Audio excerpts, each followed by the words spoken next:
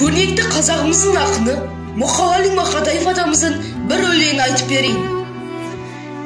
Дүниенің ағында қарасында, мұңқ етпейсің қабылдап аласында, қарасымен шаман жоқ таласуға, ей өмірім зымырап барасың ба? Жер мен көктің желіні барасында, желгесін түсесің қарасуға, құйын қуған қамбақтай аласыра, ей өмірім зымырап барасың ба? Мен отырмын теңіздің жағасында, бересің де жоқ оған аласың ба? Мені тастап толқындар ағасың ба? Толқынданып өмірім барасың ба?